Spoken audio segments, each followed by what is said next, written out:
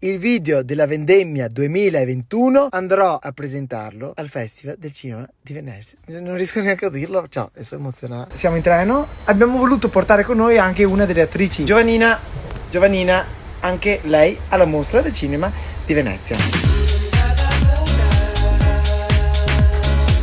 Sì, con la mascherina? Sì, con la mascherina.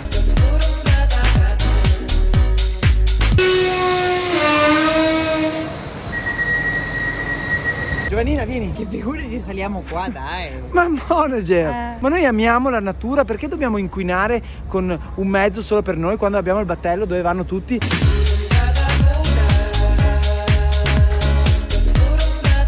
Guarda che oggi non ho proprio tempo, sono io a andare al Lido di Venezia come ospite che mi ha chiamato. E adesso che deve arrivare a prenderci?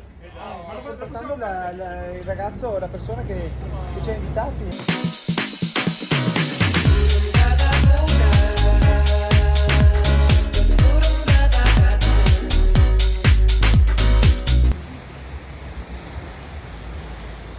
Perché non arriva? Giovannina, vieni, andiamo all'ufficio informazioni.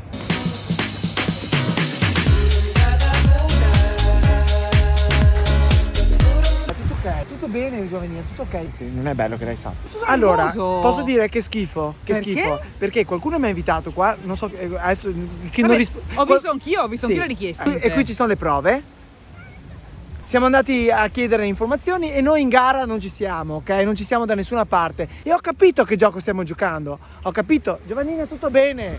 Tranquilla, arriviamo. La mostra da me vuole visibilità. Evidente. Perché io li ho taggati ieri. Non mi interessa. A me bastano le vostre condivisioni, i vostri commenti, i vostri like. E quindi anche voi, signori, anche voi domani. A domani alle 12:30. Giovannina, tutto bene.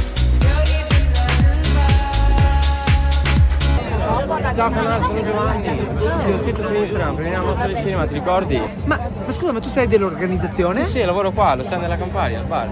Ah, lavori qua al bar? Eh sì. Cosa mi hai invitato Era questo, te qua? lo offro io. Dai, mi fa piacere che sei venuto. No, grazie a te Giovanni. No, perché ho proprio capito che era uno del...